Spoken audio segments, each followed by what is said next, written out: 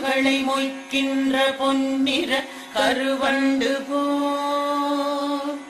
மாதவன் மார்பினில் வாசம் புரிந்தங்கு மெய்சிலிற் பேற்றும் விழிகள்